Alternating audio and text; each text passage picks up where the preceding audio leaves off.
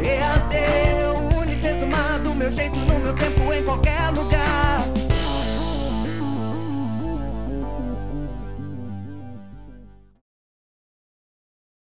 Olá, tudo bem? Eu me chamo Rodrigo Bastos Monteiro e essa daqui é a terceira aula do seu curso de Gestão de Pessoas e Desenvolvimento de Equipes na graduação em Análise e Desenvolvimento de Sistemas e Sistemas para a Internet da Unicesumar. Nesta aula nós vamos falar sobre comunicação no contexto da gestão de pessoas e da liderança no setor de tecnologia. Eu não posso deixar de te lembrar, já estou colocando aqui na tela, que o seu estúdio é o lugar onde você sempre deve fazer contato, é o seu ambiente de aprendizagem, você todo dia deve acessar, porque lá tem uma série de materiais que são muito importantes para a boa compreensão, o bom entendimento desta disciplina. Lá tem o seu livro, as aulas conceituais, principalmente esses dois elementos, devem ser acessados por você, devem ser avaliados por você, porque contém todo o material teórico que é utilizado no seu estudo e também nas avaliações que serão feitas do conhecimento que você deve apresentar desta disciplina. Além dos livros e das aulas conceituais, você tem estudos de caso, você tem os fóruns, você tem também a sala de café, que traz uma série de avisos importantes quanto a prazos que você deve se atentar. A nossa disciplina está organizada em 4 semanas, sendo que nós estamos iniciando a terceira semana com aulas ao vivo. Na realidade, elas estão se transformando em 2 partes, né? Aulas que são gravadas, esta aqui, e também as aulas live, que você é convidado a participar todas as terças-feiras em horário indicado no seu estúdio. Link e horário indicados no seu estúdio no meu canal no YouTube. Então você é convidado a participar dessas lives. Elas, assim como o livro e assim como as aulas conceituais, também formam o arcabouço teórico, né? O conjunto teórico de informações que você deve dominar para representar, né? Para demonstrar o seu conhecimento em gestão de pessoas em algum momento aqui na disciplina. A comunicação que nós estamos apresentando para você nesta aula, ela está contida no nosso plano de aula, onde nós já falamos sobre a gestão de pessoas e a área de tecnologia. Na aula passada nós falamos de liderança e por isso o quadro de liderança está aí na sua tela. E nós hoje vamos falar mais de comunicação. A liderança é um processo de influenciar pessoas para chegar a um determinado objetivo. Então nós utilizamos a comunicação para muitas coisas na liderança dependem da comunicação. Daqui a pouquinho a gente vai te explicar mais a comunicação, vamos só retomar de onde a gente já chegou, né? A comunicação é importante primeiro para você dizer quais são os objetivos que as pessoas devem alcançar, o que é esperado delas ou como esses objetivos fazem sentido, tanto para a carreira delas, tanto para o trabalho delas, quanto para o que a empresa espera delas, para o que a empresa quer delas. Tá? Então o objetivo é o fundamento da liderança em organizações. Sempre que a liderança ela é orientada para um objetivo, não há líderes por si só.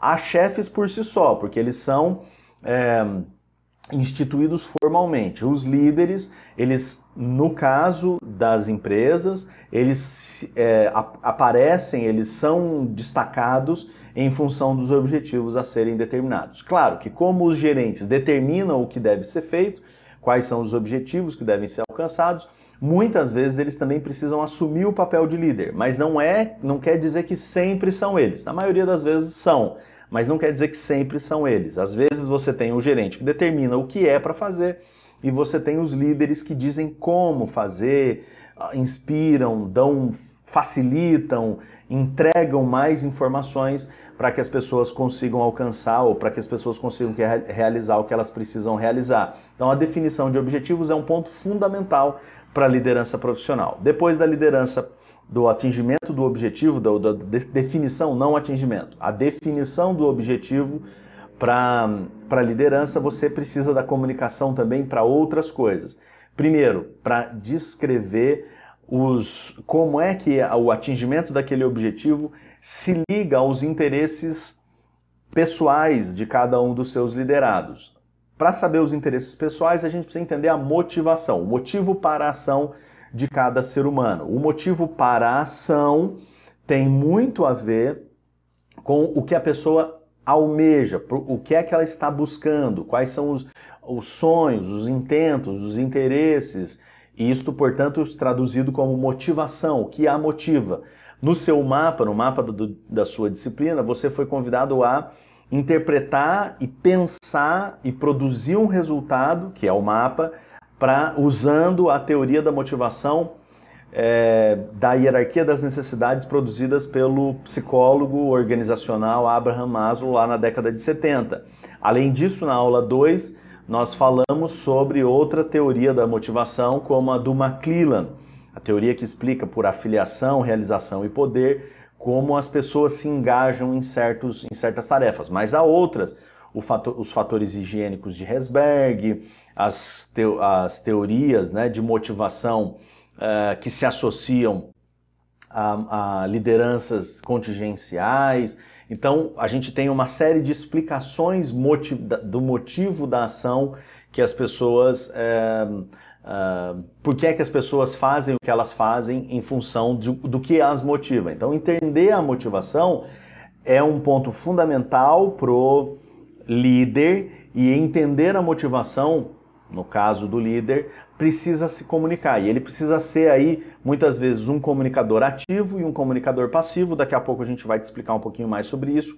Mas a motivação humana, ela é compreendida e ela se liga com os objetivos de uma certa liderança a partir de comunicação. Então, o processo de liderança que passa por objetivos e chega em motivação para alcançar os objetivos é operacionalizado pela comunicação, como você pode ver nesse esquema que a gente já estabeleceu desde a semana anterior, né? Muito bem, então o que é a comunicação? A comunicação é o processo de entregar mensagens, entregar informações para uma certa pessoa ou para um certo grupo de pessoas. Esta é a maneira mais genérica que a gente poderia dizer do que é comunicação. Quando alguém pega um pedaço de barraca ou um pedaço de tecido alaranjado em um ambiente de selva e coloca esse pedaço de tecido alaranjado amarrado numa árvore, este é um sinal, é uma comunicação de que aquela pessoa está precisando ser socorrida. Então, esta mensagem, e isto é uma comunicação, está acontecendo uma comunicação. Vamos de novo. Comunicação é todo o processo de entrega de informações, de uma mensagem para uma ou para mais pessoas. Maravilha, isto é a comunicação. É claro que a comunicação, como um processo, ela pode ser aperfeiçoada. Perceba, liderança também é um processo, gestão de pessoas também é um processo. Ou seja, nem liderança, nem gestão de pessoas, nem comunicação, que também é um processo, são coisas inatas. As pessoas não nascem sabendo se comunicar, elas não nascem sabendo gerenciar pessoas, elas não nascem sabendo liderar pessoas ou entender a motivação. Não, elas vão aperfeiçoando isso ao longo do tempo. Tem muita gente que não consegue entender esse conceito simples, porque é muito forte o senso comum que diz que as pessoas só conseguem fazer as coisas que elas nasceram para. Então há pessoas que são nascidas para serem líderes, há pessoas que são nascidas para serem comunicadoras, há pessoas que são nascidas para as coisas. E elas se baseiam em exemplos. Martin Luther King foi um grande líder, ele nasceu líder. Na realidade, ele nasceu filho de também outros pastores, ele era um pastor, né? Então filho de pastores, de uma família de pastores, cresceu dentro da igreja, aprendendo a ser pastor, aprendendo a ser, digamos assim, comunicar-se com pessoas e se aperfeiçoou aprendendo, né? Aprendendo. Aí você vai falar, puxa, mas tem milhares de pastores e nem todos eles são Martin Luther King. Sim, mas a capacidade de comunicação muitos têm. O que aconteceu com Martin Luther King é que ele acabou vivendo um momento emblemático dos Estados Unidos, onde você teve lá a luta contra a segregação racial, contra o preconceito, né? O movimento dos direitos humanos muito forte. Tem outras pessoas que podem falar, mas o Silvio Santos é um grande comunicador e ele nasceu assim. De novo, né, a gente despreza a trajetória da pessoa tentando criar um mito, e isso é uma coisa comum, esse é um fato normal. Eu até vou tentar colocar em algum momento aqui o livro do professor Daniel Kahneman, que nos explica como o nosso cérebro gosta de dizer que nós somos mitos, né? Que nós somos pessoas únicas no mundo, e gostamos de falar isso sobre as outras pessoas também. O livro do professor Daniel Kahneman recomendo fortemente a leitura, e o livro do professor Yuval Noah Harari, que eu também vou colocar em algum lugar aqui da tela, né? O Sapiens, também vai nos explicar como o fato de entendermos coisas de maneira simplificada e criarmos histórias sobre elas, porque é o fato de nós, como sapiens, termos dominado dominado o mundo que a gente conhece, né? Quer dizer, a gente sempre consegue dominar as ameaças que se apresentam à nossa espécie, haja visto aí, por exemplo, agora o coronavírus, que será dominado por nós. Em breve a nossa espécie é capaz de fazer isso, e muito é pela capacidade de criação, de invenção, de mitos inclusive. Então a comunicação, no caso do Silvio Santos, dá a impressão que ele sempre foi um bom comunicador. Não, mas ele sempre teve a necessidade de se comunicar, de ser camelô, de vender, e desenvolveu essa habilidade. Aí você pode falar, puxa, mas tem muitos vendedores e nem todos são bons comunicadores.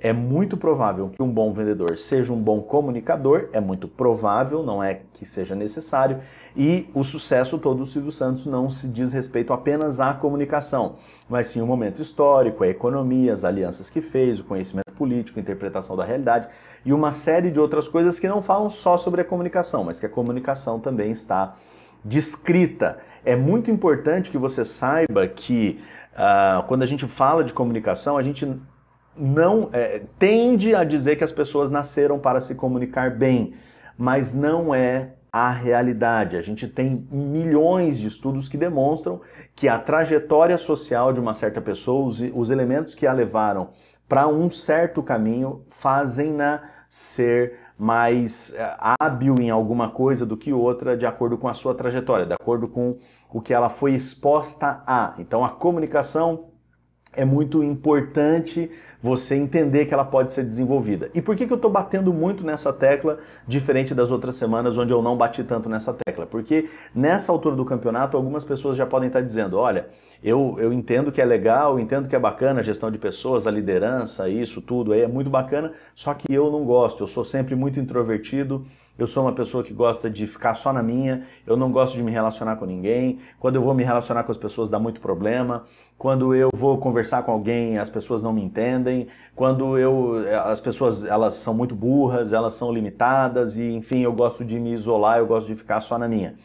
Isto é um discurso que a gente vai chamar de crença limitante. A literatura é enorme sobre crenças limitantes, né? A capacidade que a gente tem de dizer que nós somos capazes de fazer alguma coisa e dizer que nós somos incapazes de alguma coisa e realmente nos tornarmos incapazes de fazer. O nosso cérebro, de novo, o livro do professor Daniel Kahneman consegue mostrar para nós que o nosso cérebro ele é muita coisa desconhecida para nós, e aí as crenças elas limitam realmente, né? A gente introjeta esse modelo, eu sou um nerd, né? Atualmente é interessante falar que é nerd, embora pouquíssimas pessoas sejam de fato, né? Muitas são reclusas, limitadas, mas nerd são pouquíssimas pessoas, normalmente as voltadas ao estudo formal, né, gente? Você tem muitas... Enfim, não vou discutir o conceito de nerd aqui, mas as pessoas gostam de dizer que são, mesmo não sendo, apenas sendo pessoas estranhas.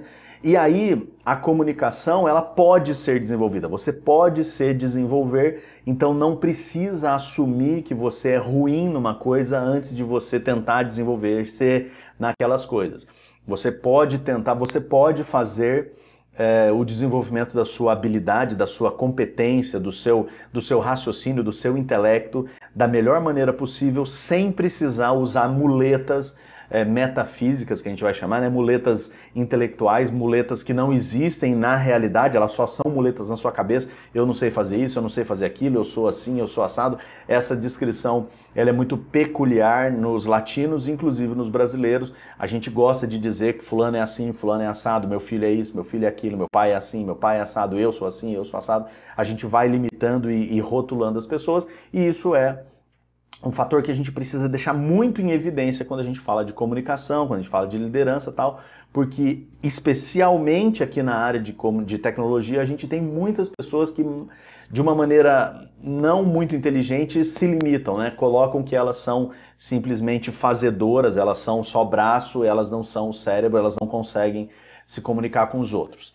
A partir disso, eu também gostaria de dizer que na cultura geral, esse posicionamento é um posicionamento bem aceito, né? Você pode imaginar que cantores como o Charlie Brown Jr., por exemplo, escreveu uma música, o cantor era o Chorão, mas o grupo Charlie Brown Jr. escreveu uma música que as pessoas ao redor nunca me entendem, né? A música é Zóio de Lua, muito boa música, excelente, um dos grupos musicais que eu mais gosto. Porém, a música As Pessoas ao Redor Nunca Me Entendem tem um erro conceitual. Por quê? Porque se as pessoas ao redor nunca te entendem, o problema não são as pessoas ao redor, o problema é você que não sabe se comunicar. Então tudo bem, tudo isto posto com muita diretiva, né, sendo bastante direto aí em relação a você conseguir, digamos assim, entender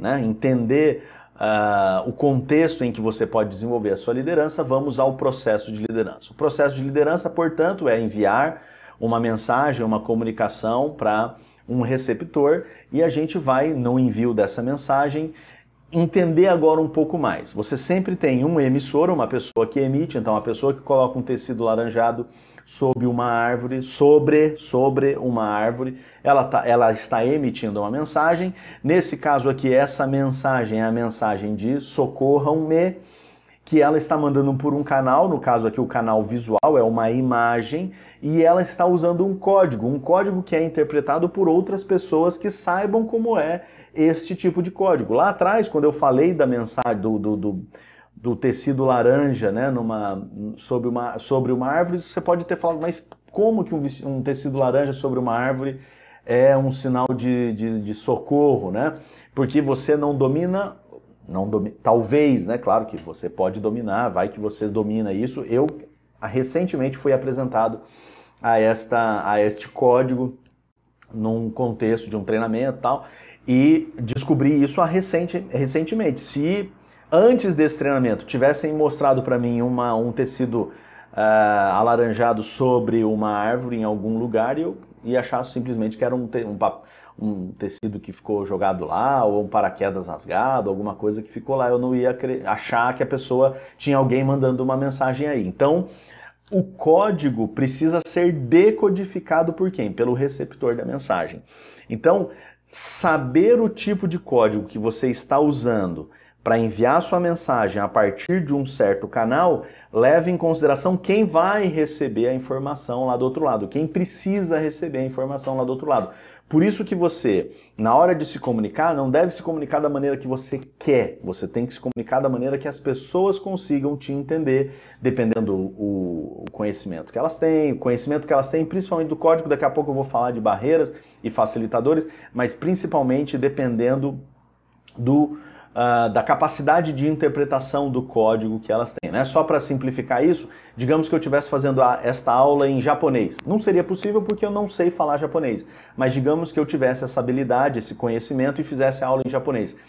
Eu tenho certeza que 99% da audiência, exceto uma ou outra pessoa que saiba japonês, não acompanhariam a aula. Por quê? Porque o código que eu estaria usando, nesse caso hipotético, que jamais acontecerá, é um código diferente do que as pessoas que estão recebendo a mensagem conseguiriam decodificar. Então, por isso que eu preciso usar a língua portuguesa.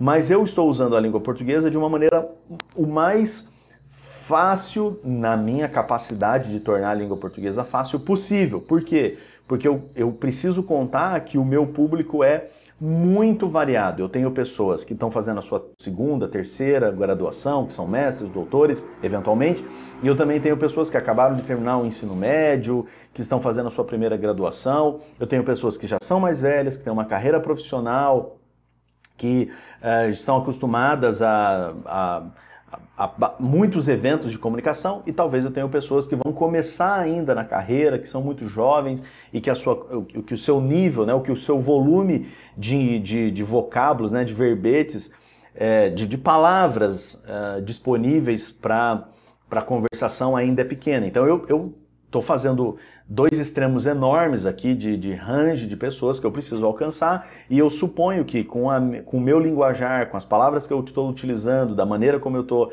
apresentando as informações, eu acredito que eu vou alcançar todos esses públicos. Mas, mesmo assim, não é todo mundo que vai conseguir me acessar. Por quê? Porque muitas coisas da minha mensagem serão truncadas, né? Então a gente vai ter o que a gente chama de ruído. Então a gente vai ter ruído pela mensagem que eu estou fazendo, a maneira como eu estou organizando a mensagem, pelo canal que eu estou adotando, e às vezes aqui eu estou sendo obrigado a adotar o canal, né? Audiovisual, via internet, por vídeos. Né? Então esse canal pode deixar muita pessoa de fora, a pessoa não consegue assistir, não consegue prestar atenção, não consegue acessar a aula, então ela não vai receber a mensagem, isso é um problema. Né? Então, você tem a escolha deste canal, ela tem uma certa efetividade, mas ela é limitada. Precisa do livro, precisa das aulas conceituais, precisa de live, precisa de textos ainda, precisa de muitas perguntas. Por quê? Porque a mensagem toda, ela não consegue ser entregue de uma vez só para nós. Isso é um problema, né? A gente tem essa dificuldade, digamos assim. Eu vou até deixar uma outra indicação aqui também para você assistir um outro filme que até tem disponível na Netflix agora, né? Se você for um assinante da Netflix, que é o filme A Chegada, né? Arrival em inglês, A Chegada, com a Amy Adams e o Mark Ruffalo, se eu não me engano. Não é o Mark Ruffalo, acabei de lembrar aqui que é um outro ator, mas é com a Amy Adams. E esse é um filme muito interessante que fala sobre a comunicação. Há muitos filósofos que dizem que o nosso problema único é a comunicação. Se a gente conseguisse comunicar, se a gente conseguisse criar uma tecnologia que nós transmitíssemos o nosso pensamento, o que está na nossa cabeça, para outra cabeça, e recebêssemos das demais pessoas para a nossa cabeça o que elas de fato pensam, assim, as mensagens fossem trocadas por nós de uma maneira sem tantos ruídos como de fato tem, nós melhoraríamos demais o nível de sociedade, nós melhoraríamos demais problemas que a gente tem hoje de desigualdade, pobreza, fome, insegurança, violência, né? Enfim, por quê? Porque o nosso problema maior é a comunicação. A comunicação é o maior problema para alguns filósofos. E esse livro Arrival é uma romantização, né? Uma coisa feita em Hollywood, é um filme feito em Hollywood, mas ele dá uma conotação bem diferente para comunicação, eu de novo volto a sugerir. Mas, então voltando ao nosso processo de comunicação aqui, um emissor precisa ter muito cuidado na hora de escolher a mensagem, de que mensagem ele vai mandar, para que receptor ele vai mandar, e, portanto, aquela mensagem precisa ser enviada por um certo canal, utilizando um certo código neste canal, e que seja o melhor canal possível disponível para aquele receptor, com o código melhor possível disponível para aquele receptor, de maneira que o receptor tenha a capacidade de decodificar, de acessar o canal, de decodificar a mensagem, de receber as informações e depois dar o que a gente chama de feedback, né? O retorno, uma outra comunicação, onde ele diz o quanto ele conseguiu receber de informações da primeira comunicação, o quanto ele conseguiu receber dessas informações. Até aqui tem uma diferença muito pequena, mas vale a pena ser mencionada.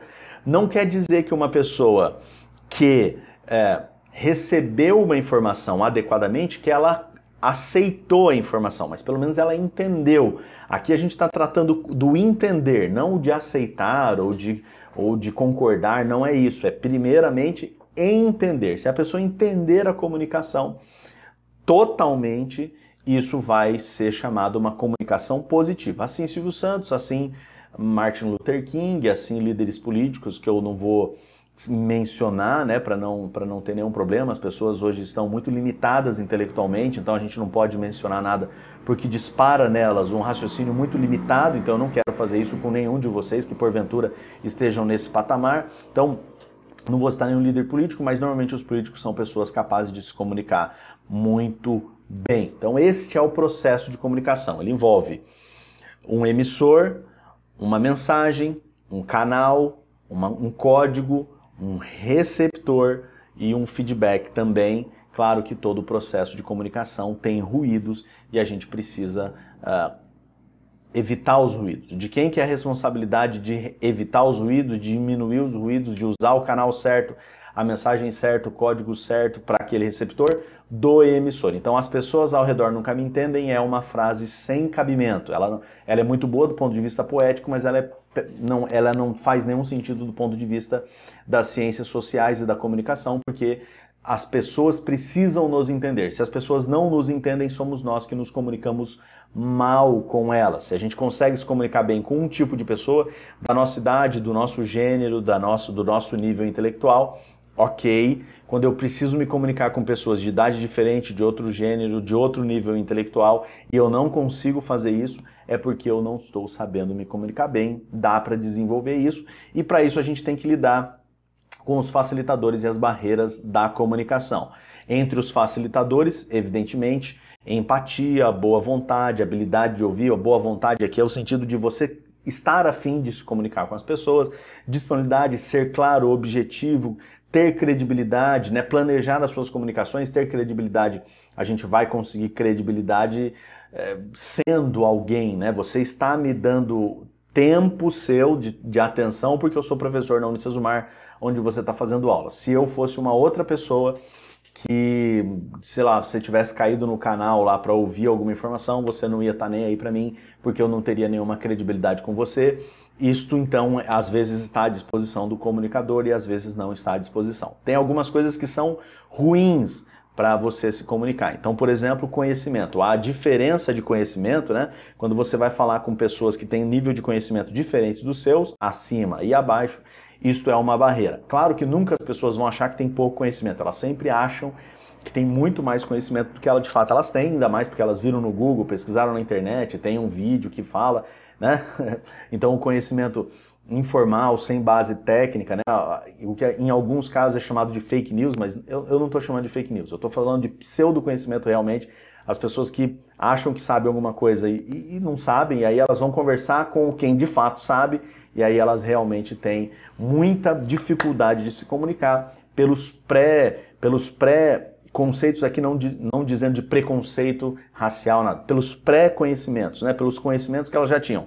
Pense assim, uma pessoa que vai aprender a dirigir, isso não acontece muito hoje, mas na minha época, tenho 40 anos, quando eu tirei minha carteira, há 22 anos atrás, normal que as pessoas chegassem para tirar suas carteiras já sabendo dirigir. O problema é que elas tinham vício, dirigiam sem o cinto, braço para fora, mão em cima do câmbio, só com uma mão no volante, uma série de problemas que era muito mais difícil para que elas aprendessem a dirigir, porque elas já tinham esses vícios, né? Então, do que uma pessoa chegar do zero e aprender tudo dentro da autoescola é muito mais fácil. Então, é mais ou menos nesse sentido, né? Já pessoas que têm pré-conhecimentos, mas conhecimentos que são tortos, é mais difícil de se comunicarem com pessoas que têm conhecimento superior, porque elas vão desaprender o que elas achavam que sabiam para aprender novos conhecimentos. Claro, a cultura também influencia muito, né, o processo de comunicação. Se você trabalha com culturas que você não pode falar, que você não pode olhar, que você não pode tocar, que você não pode falar com um certo gênero, enfim, tem barreiras culturais que impedem você responder, você dar informações, responder aqui não no sentido de ser grosseiro, né, responder de dar respostas. Então, também cria barreiras na comunicação. A linguagem por si só, né, o nosso conjunto de verbetes, ele é limitado, as pessoas sabem pouquíssimos signos, né, elas precisam aprender cada vez mais signos para poder saber se comunicar. Aspectos organizacionais e comportamentais também, evidentemente, a distância, canais não apropriados, como a gente já teve a chance de explorar aqui ao longo da aula. Por fim, Albert Mehrabian, lá na década de 70 também, criou uma regra, né, do 73855, onde ele disse que 7% da comunicação é o que você fala, ou seja, a mensagem, a maneira como você organizou a mensagem, o texto, a maneira como você dispôs os verbetes, né, os vocábulos, para que as pessoas possam te interpretar. A 38% é como você fala, ou seja, a sua entonação, a pontuação, o jeito que você organiza aquela mensagem que deve ser dita, e 55% é a sua expressão facial, são o seu gestual, é a maneira como você se apresenta, a maneira como você se movimenta, a maneira como você cria elementos que façam com que as pessoas se mantenham em atenção a você. As aulas na década de 70 em diante, até na década de 70 e depois disso, elas passaram a ser de 50 minutos, porque é o tempo que a pessoa consegue ficar prestando atenção numa outra pessoa presencialmente. Na internet esse tempo é muito menor, né, por volta de 10, 12 minutos. Os estudos mais recentes já foi menos, 7, 8 minutos, agora 10, 12. Então, portanto, fazer uma aula com 30 minutos como essa é bastante desafiador. Muito bem, eu espero que você tenha gostado dessa aula. Logo mais na terça-feira, no meu canal do YouTube, você vai encontrar o link lá no estúdio, ou então se inscreva no canal, que vai ficar muito mais fácil. Nós vamos fazer uma live onde você vai poder interagir sobre estes conhecimentos que estão disponíveis aqui nesta aula, no seu livro e também nas aulas conceituais, tá bom? Eu te vejo lá, um grande abraço. Tchau. EAD, o Unicesumado, meu jeito, no meu tempo, em qualquer lugar.